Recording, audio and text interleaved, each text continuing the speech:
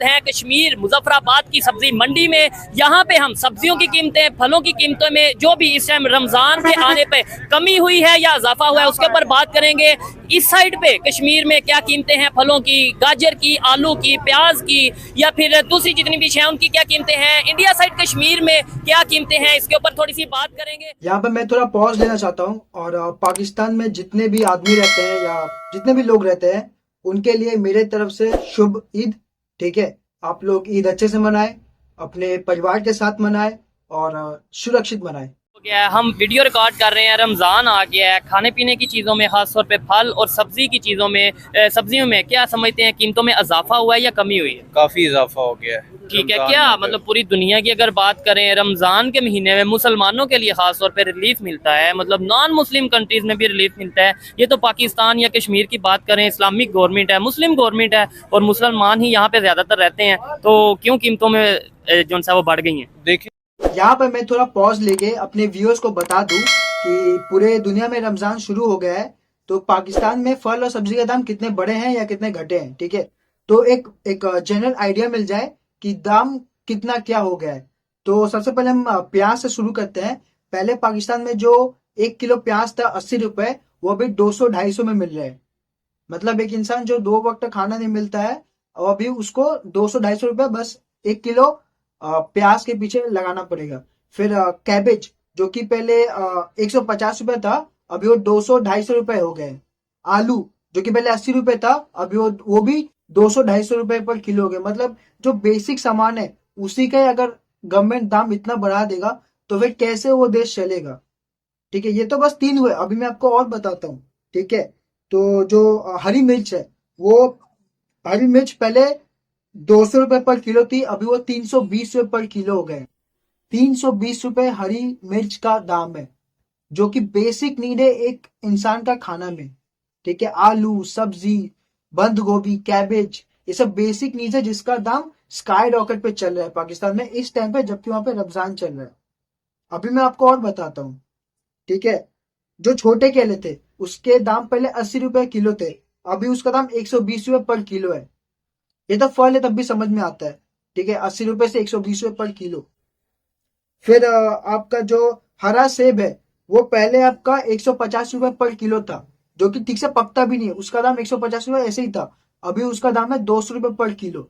तो सोचिए जो लाल सेब है उसका दाम कितना होगा, बताता हूँ आपको। तो जो लाल सेब था पहले वो 100-120 रुपए पर किलो था, लेकिन वो अभी 200-250 रुपए पर किलो है। मतलब जो बेसिक सामान, बेसिक फल सब्जी लगते हैं रमजान में एक आदमी को अपना फास्ट तोड़ने के लिए, उसी का ही दाम इतना बढ़ गया है। ये क्लियर सिग्नल है कि वहां का गवर्नमेंट, ठीक है, फेल हो चुका है। वो तो इतने सालों से फेल आया हुआ है, लेकिन अब जो है ना उसका फेलिंग का जो रैंक है वो आगे बढ़ते जा रहा है। ठीक है, ये अपने ही आवाम को खुद ही लूट रहे हैं और इनको कश्मीर चाहिए। देखिए जी, आप अगर यूरोप का या बाकी अरब का ममालिक का भी देखें तो वहाँ पे सब्सिडीज, डिस्काउंट्स वगैरह जो है वो बड़े जो है वो, ताकि लोगों को जो है वो एक मुबारक मौका है रमज़ान का, उसमें लोग जो है वो कंपनसेट वगैरह करते हैं।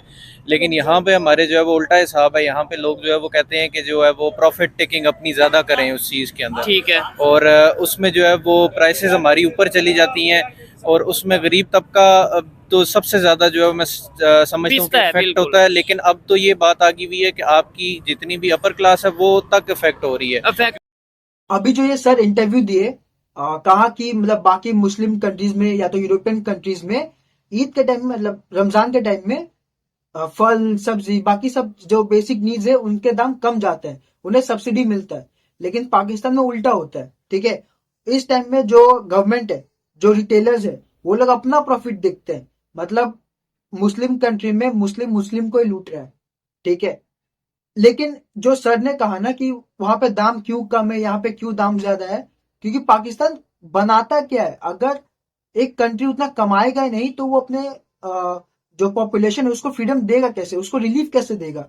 क्योंकि पाकिस्तान अपने देश के अंदर कुछ बनाता नहीं है। ठीक है, वो आटा, चावल, सुई तक बाहर से लाता है। तो अगर तुम लोग अपने देश के अंदर कुछ बनाओगे नहीं, बाहर कुछ भेजोगे नहीं, तो दाम तो ऊपर जाएगा ही।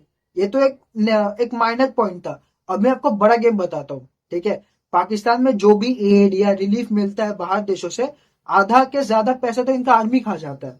और बाकी जो बनते हैं इनके, बाकी जो बचते हैं उसके पाकिस्तान के पॉलिटिशियंस खा जाते हैं। तो जो पैसा है वो नॉर्मल पब्लिक के पास जाएगा कैसे? और अगर पब्लिक के पास जाएगा ही नहीं तो जो रिटेलर है, होलसेलर है, वो अपना दाम कमाएंगे क्यों? तो अगर नहीं कमाए तो तुम्हें ऐसे ही भुगतना पड़ेगा। तो इसीलिए मैं कह रहा हूं कि अपने देश को बदलो पहले। ये जो तुम्हारे आर्मी ने ठेका लिया हुआ है ना अपने तुम्हारे देश का, उसे पहले तुम लात मार के भगाओ। इंडिया में भी तो आर्मी है, लेकिन क्या वो देश को कंट्रोल करती है? नहीं। देश के लिए गवर्नमेंट है, ठीक है? अपने आर्मी को पहले अपने औकात में रहने बोलो। उसका काम है बॉर्डर पर लड़ाई करना इंडिया के साथ। उसको बोलो बॉर्डर पर जाके लड़ने के लिए, ये देश को कंट्रोल करने के लिए नहीं। क्योंकि सब चीजों को जो है वो दाम जो है वो उसके ज्यादा हो चुके हैं। इस बात में कोई शक नहीं है। मैं तो ये चीज सुन के हैरान हुआ, प्याज की कीमत 350 रुपए किलो, 300 रुपए किलो चल रही है, कहीं पे 400 रुपए किलो चल रही है। जो सब्जी है, फल है या दूसरी चीजें हैं, उनकी कीमतों में कमी हो रही है या इजाफा हो रहा है? हमारा तो रिश्ता पाकिस्तान से है जनाब। सारा सिस्टम मसला ये है कि इधर महंगाई बहुत है, पाकिस्तान में महंगाई है। बस इधर क्या समझते हैं सर, ये इन चीजों का हल क्या है? जो पब्लिक है, एट द एंड मकसद तो हर एक का ये होना चाहिए कि इंसानियत को फायदा हो, आपको अभी यार ये चाचा ने मतलब क्या बोलूं, मतलब देख के भी खराब लगता है। वो जरूरी नहीं कि वो इंडिया से है या पाकिस्तान से है। वो एक बूढ़ा आदमी बोल रहा है कि मतलब उसको देख के समझ में आ रहा है कि वो मतलब कितना परेशानी में है, ठीक है? वो जब खुद बोल रहा है कि उस वहां के जगह में फल सब्जी दाम इतने बढ़ गए, ऊपर से उन्हीं के फेस्टिवल में उनके दाम इतने बढ़ गए, तो बेचारा जो गरीब है वो अपना रोजा रख भी पाएगा कि नहीं रख पाएगा उसको खुद ही नहीं मालूम है, ठीक है? मतलब वो क्यों क्यों रखेगा ही क्यों? अगर वो तो एकदम रिलीजियस हुआ तभी रख पाएगा, वरना आम आदमी नहीं रख पाएगा। क्योंकि आम आदमी पहले क्या देखे, पहले अपने पेट को देखेगा, क्या देखेगा?